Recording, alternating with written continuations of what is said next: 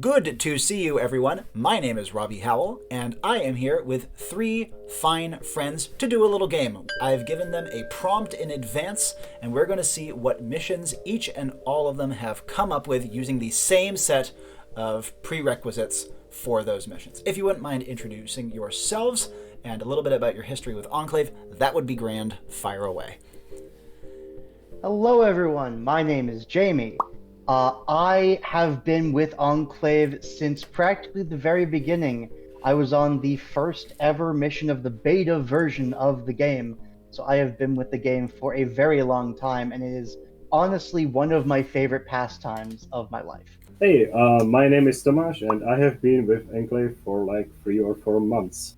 So I am new to this still, somewhat, and I haven't played any tabletop role-playing games in the past either. Hi, I'm Lee.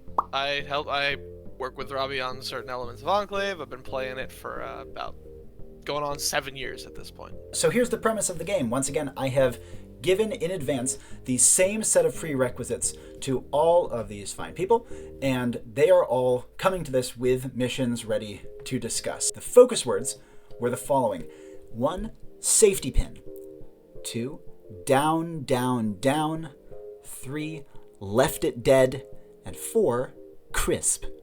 My suggestion was that it be a standard mission with no major gimmicks and roughly even difficulty and danger, going for about 3 to 4 hours of active playtime. So now that we've gone through that, let's hear about the two characters. If you wouldn't mind starting with Tiberius, please introduce us to him.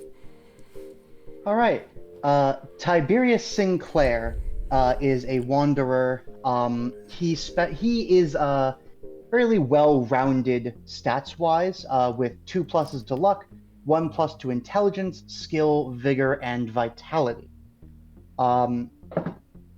In terms of who he is, he's a 20-something-year-old man, brilliant as a kid, but never really applied himself and always found schooling to be too boring for him to bother with. When he turned 18, he left home to travel the world and made a name for himself as a storyteller. Tiberius is very much an opportunist in terms of what he likes to do and how he likes to do it. To contrast, would you mind giving us a bit of a rundown about Josephus, Tomáš? Sure. So Josephus is also a wanderer, though he is level 2. He has 2 pluses to vitality, 2 pluses to reflex, 2 pluses to skill, and 2 pluses to luck. Essentially, Josephus is my take on Wonder, and given that I try to always have some sort of like a combat capability on my class, in this case I also try to design a combat Wanderer. He is based in sort of this idea of like an 18th century mercenary / nobleman. Usually leads to Josephus having to fight dirty. That includes murder, hidden weapons, throwing random objects from his satchel, whatever he can do to survive. And so these are two rather different wanderers, even though they have some similarities, such as their opportunism. And so because of that, with these focus words, let's start hearing about your mission statements. And Jamie, if you wouldn't mind, please give us your mission statement based on the focus words and the prerequisites that I gave. The Wafflenberg is a high-class aircraft used as a venue for various events: parties, coronations, political treaties, etc. It has shared ownership between 3 different nations: Bachtensklimer, Postermunskiv, and Dangen-Tifuskor, as a symbol of their interconnected interests and strong alliance. A feat of engineering, it flies with both physical and magical means and can support the weight of over 500 individuals and their luggage. It was commissioned decades ago and has been used in over 300 events, which brings us to today. Today's event was an extravagant ball meant to celebrate the wedding of 2 nobles and the joining of their families. The families are from Postermunskiv and Dangen-Tifuskor, and had rented the Wafflenberg, as many others have.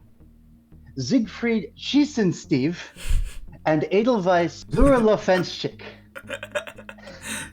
Oh my god, I should have practiced those, I'm sorry. That's okay, I love it. They had been betrothed since they were quite young and have had a very successful and amicable courtship. So it was with great surprise that the ball took a sudden and literal downward turn as the Wafflenberg began drifting and falling out of the sky. Several terrorists, who had been previously disguised as servants, revealed themselves as the culprits, drawing weapons on the guests and rallying them all into the ballroom. They have killed the 2 pilots and are now threatening the lives of everyone on board with certain death, unless a pricey ransom is paid by the heads of each household present. There are currently 46 guests representing 12 different noble families on this ship, as well as 50 servants, engineers, and caterers. As of right now, the terrorists have the guests gathered in the central ballroom, while the staff are gathered and bound in the lower level of the ship near the luggage storage. After being contacted by the terrorists, the heads of the noble houses determined that an Enclave squad to rescue them would be less expensive than paying the ransom. You will be teleported onto the ship mixed in with the hostages. You have your choice of being teleported with the servants, nobles, or split between both. Your job is to regain control of the Wafflenberg from the terrorists and set it down on the ground as safely as possible. At its current rate of descent, you have about 30 minutes before it crashes and everyone trapped on board perishes, though this can change if its flight is stabilized or if damage were to come to its flying apparatus. It is highly preferred that you prevent any and all casualties. Collateral damage, while acceptable if necessary to avoid death, is very much undesirable. Those are some big dick names. That was awesome. Let's do some Q&A, and feel free to popcorn. I thought of one right off the bat, if you don't mind me leading us. Go for it. Are there any notable fallings out or infighting between certain families? I wouldn't say friendly rivalry, but like a bit of a rivalry between them, but it's not anything that would prevent them from being amicable at an event like this. Do we know what sort of weaponry are the terrorists armed with? It's not known what kind of weapons they have, but it is very unlikely that any of them have any firearms. Maybe a broadsword or two, but more likely maybe a club or a dagger or rudimentary weapons like that. Is the function that allows you to pilot it sort of high, like techie thing that you have to like click into, or is it a big old wheel? It's not incredibly like futuristically electronic high-tech style thing. It does require 2 people to operate though. Oh, that's good. That's convenient.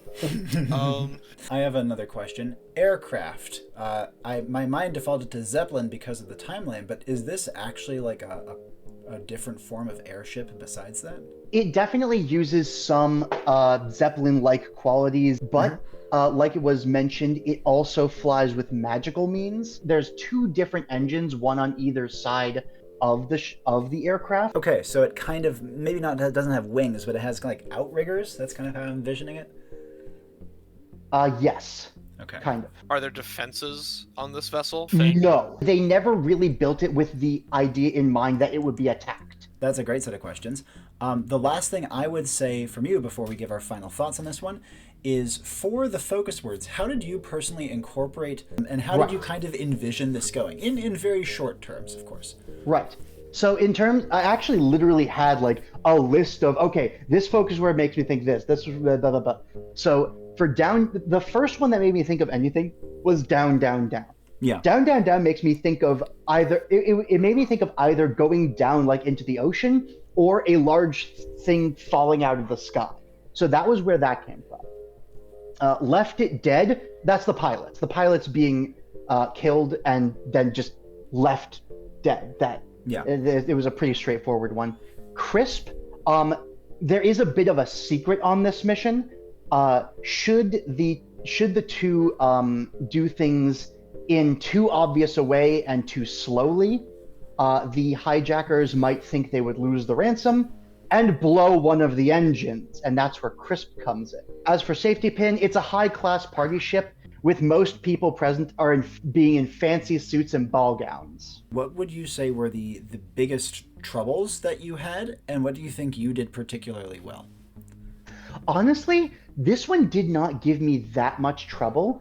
The only thing that gave me any trouble really was I needed to make sure that both of them were needed for the mission, which is part of why I set it up so that there were 2 pilots and it requires 2 people to actually land the craft.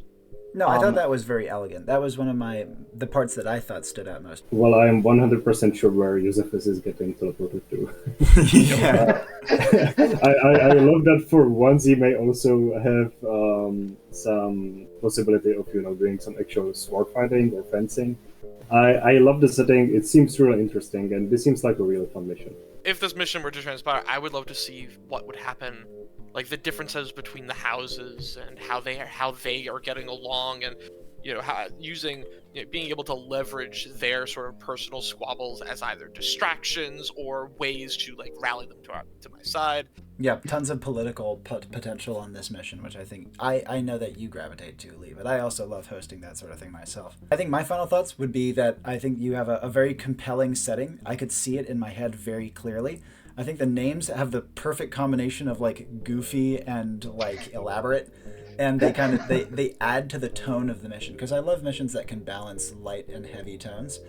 And I think the thing that felt most right to me, besides you writing very comprehensive and detailed mission statements, which is always fun, is I liked how this felt both like a playground for a wanderer in terms of it being like a luxurious place full of interesting people, but it's very finite, there's no way that people are going to go off and do something completely whack-ass and unrelated on an airship, And so I think that combination of playground but contained was really nicely balanced in this design. All right, great start to this. Tomáš, do we want to start working on your mission? Hear your mission statement. Sure. So I tried to keep this one shorter, but yeah, here we go. Totally. The Mloch laboratories form a vast underground maze. Years ago, it used to employ thousands of evolutionary biologists, experimenting on various species of amphibians. However, after an experiment has gone wrong, the entire facility had to be abandoned and has been sealed away from the soil. For a few years, this solution has been good enough. But now that the seals are at a risk of breaking, a new way of dealing with the issue has to be found. Get into the lab's control room and initiate self-destruct. Be warned, though, that the hallways and chambers are mobile and adjustable, so a precise location of the control room cannot be currently determined. The layout of the base may change as you are exploring. Did they only experiment on amphibians? Yes, exclusively only amphibians, because amphibians tend to have quite a few, they go through quite a few different stages during their lives. They change quite dramatically, which is why they were of interest to this particular group of evolutionary biologists. Are like lights still active? Is there still like air circulation? The facility is perfectly operational, aside from the fact that it has no humans anymore inside taking care of it. How does the facility move? And or even if we don't know how, for what purpose does it move? Essentially, as I described, it's a vast underground maze where there's just too many chambers for a person to like comfortably be able to get across it. So that is the purpose why it moves, because there is like a AI which can move those chambers instead of you, and so you don't have to like walk several stories or like to the entire other end of the facility.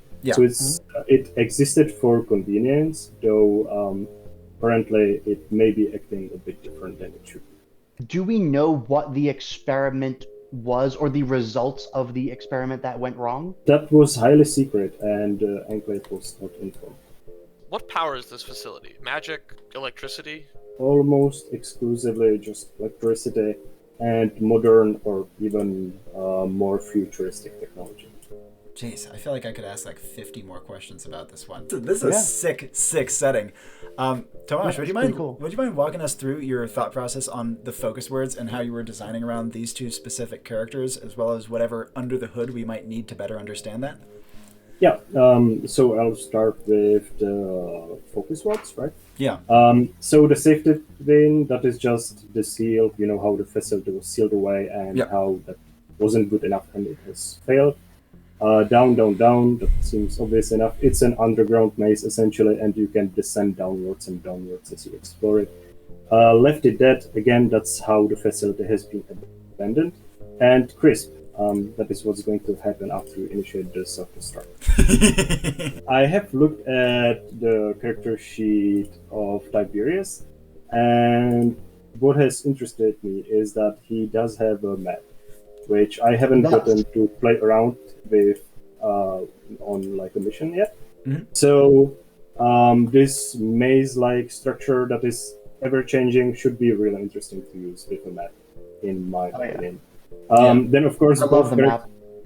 both characters are of course wanderers, which means that they tend to sort of like separate at various points and do their own thing, which also is why this facility can move around, so that I can separate the two characters or make them like join together when I need them to join together. No, that's actually awesome. I love that. I love that so much. It also makes fork in the road so useful. I feel Yeah, like yeah. this is the Oh, yeah. this And is the waypoints. fork in the and oh my god, waypoints would be sick on this. Yeah, this is the Oh, yeah, ultimate seriously. fork in the road waypoint mission. I have thought of fork in the road, obviously. I didn't even consider waypoints, to be honest. That Yeah. would be really interesting. I absolutely love the way you juggled those things. And subtly made it made not only a threat / potential help to the two agents, but also made a convenience for yourself to control the pace of the mission. I love how you did that. That was an absolutely genius move. I think it's going to be very interesting to see what sort of things, what the creatures, the beings that the party interacts with, because so far we don't know what they'd be talking to. That leaves a lot open for possibility of, taking sort of shots in the dark at possible things that could be hostile. I would add, Tomáš, this is actually, I think, my favorite setting you've come up with. It takes the, creepy bio lab and adds some really interesting twists. Like, the moving facility, when you first said it, I was like, well, that seems kind of random and possibly too complicated. But then, as soon as you started talking about it, I, slapped my forehead, because it's so obvious why that's a good design decision. And I Yeah. think that this setting plays to the Wanderer in a completely different way from how I know I tend to design for them. Because I tend to be like, oh, people and cool thingies to play with. But this is in a very different direction and yet still feels extremely Wanderer-ish. I think it's a brilliant setting, and I think it would be an extremely compelling mission. And for our last, Lee. Hello. I know that you have deliberately waited to look at the focus words. Yes, I only saw them once this call started. Excellent. And so, let's hear what you've Oh, you come up with. madman. You've been hired by a young woman named Benedita. Benedita's soul was taken against her will in a contract with a demon that was made by another. You're being sent to connect it from this demon, which in this culture is referred to as a Medorasha. This was done by somebody else who signed her name when this demon was distracted. You are being sent to a realm, a sort of pseudo afterlife limbo referred to as Dutoma Serjata. The individual who currently is in possession of Benedita's soul is known as Anunkur. Anunkur is a sort of tall, mantis-like creature, also made of glass. The Enclave party needs to either convince him to part with the soul willingly, or they need to steal it. If they convince him to part with it willingly, they may immediately ping out. Otherwise, they have to shelter in place for 30 seconds with it to escape. Holy shit. Yeah. Well, Immediate thought. Given that you are, people are contending here with a possibly somewhat ethereal plane of existence, should they expect their bodies or the laws of physics or anything to work noticeably and immediately differently, or will such differences be more subtle, or will it be largely lifelike? Completely lifelike. Though it is a separate plane, it works completely like any other sort of realm, any sort of real world. Do we know how these demons may react to the fact that we are just suddenly hanging around in the afterlife? Actually, quite normal. It's in this part of Manifold. It is quite regular for people to sort of barter and commune with these beings. So our presence wouldn't be questioned unless we No, do there anything will in fact suspicious? be other humans present. how quickly and or easily do they go from 0 to 100 in terms of hostile attitude? They are not allowed to harm mortals outside of elements of a contract. Interesting. Ooh. So you are, unless they are attacked first, they are forbidden. Okay, and follow-up question, does stealing from them count as violence?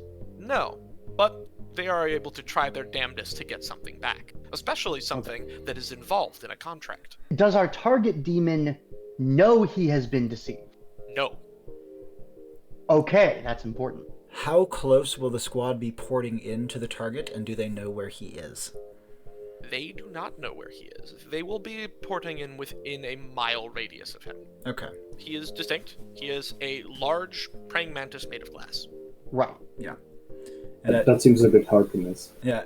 Unless everyone else around here is equally weird. That's true. Yeah. Is everyone else around here equally weird? Yep. There you go. Yeah. Right. Would you mind giving us a breakdown of your use of the focus words and how you tried to design around these two particular characters? Sure. Safety pin. The literal pinning of the soul on one's body. Down, down, down felt afterlife, and I was like, oh, I can do something with that. You know. Left it dead. Similarly. Elements of the afterlife, but also some of the elements of the pact that was involved in Benedicta's soul being sold away. And Crisp actually comes to the sort of the landscape they're going to be interacting with. So Crisp is sort of firm, dry, and brittle, and this is like this a very much like this glass neighborhood, effectively. Sort of like glass and crystal neighborhood that is all sort of cracked, and the ground is like devoid of water. And how about how you kind of saw approaching these two characters? The Wanderer side, to me at least, seems pretty obvious, but like anything specific to these two that you tried to take into consideration?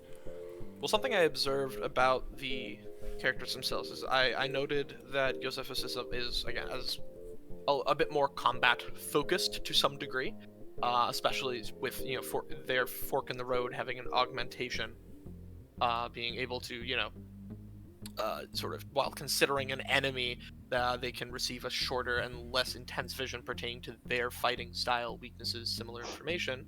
I figured they could use that either to immediately get a bit more information about their mark, or if they wanted to try and use it on other people and sort of use this sort of the demon pact system to their advantage, they both had a lot of ways between their luck and personal skill. Josephus much more physically, Tiberius a bit more mentally with his buffed intelligence, able to sort of force them into either servitude or owing a favor. It certainly seems like an interesting mission.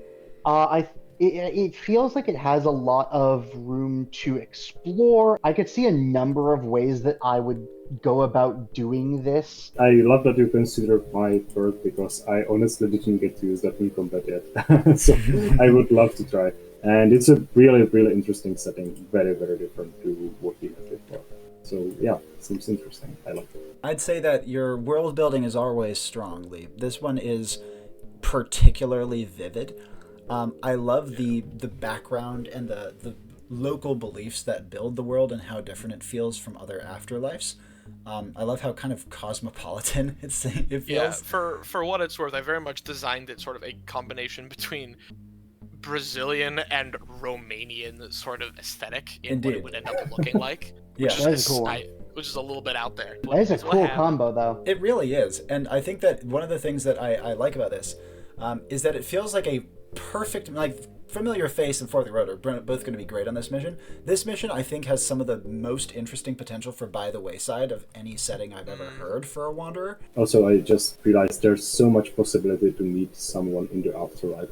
Exactly. Yes. Yeah. Yes. Huge Familiar Face potential. Yes. I swear to God, if this was the second mission Tiberius went on, it would be the second mission where he familiar faced someone who was dead. Indeed. I could familiar face someone that Josephus is killed. That would be awesome. Yeah, that would be fucking sick. That would be funny. So, to wrap us up, I think that these missions were almost as different from each other as they possibly could have gotten. They all have different time frames, they all have different settings, they all have different goals, they all have different feels. I struggle to find a single unifying factor between all of them, besides like basic good for Wanderer shit, which is as it should be. I think they all also play to the characters' unique strengths in really unique ways. And frankly, I'm kind of delighted by just how broad of a range of missions we got out of this batch. Yeah. I'd say my last major question to you guys, besides like, do you see any unifying threads that I'm not, is overall, what would you say your takeaways are on designing to a wanderer? Give them a playground, but also give them like direction. And if you don't give them direction, make sure that you can force their direction. Indeed. Wanderers are kind of a jack of all trades kind of thing. They fill whatever niche they need. Give them a lot of different things that they could do, but make as many of them correct decisions as possible. Yeah, I would agree. Of course, it's fun to get sidetracked with a wanderer and just walk off somewhere, do some random nonsense. But the conduit, when designing the mission, kind of has to keep in mind that at some point they have to get to their goal. And yeah, just having this like confined space or this setting that is adjustable while playing is really important. I think a really big thing about the Wanderer is that because it's so diverse, and especially because it's a luck, the class is a luck class. It is about this sort of carefree, jubilant nature. Is making sure that they're able to be faced with a challenge that will not just be solved by talking to the right person at the right time. All of these things, all of them were equally plausible things for a Wanderer to do, which just shows how eccentric you can make it. So don't be afraid to drift away from the mundane. Thank you guys so much. I really loved hearing your missions. I thought you did brilliantly with all of them. And thank you to everyone listening. If this is a format that you enjoy, this is just kind of a little test run to see how people like the format and how we enjoy doing it. I really enjoyed it, and I hope you guys did as well. Yeah. My name is Jamie, and Enclave is a lot of fun. I'm Tomáš, I guess. Enclave indeed is a lot of fun, and this entire activity, this entire concept has been a lot of fun in my opinion, and I really enjoyed it. Love the missions we came up with. And thank you all for checking this out. This is an incredibly accessible game that is here to pick your brains and really let the floodgates of creativity flow. So if you haven't checked it out yet, what are you doing? Come on! Wonderfully put. I couldn't have said it better myself. Thank you guys so much for doing this with me. And as always, my name is Robbie Howell, and ciao for now. Ciao for now. Ciao for now.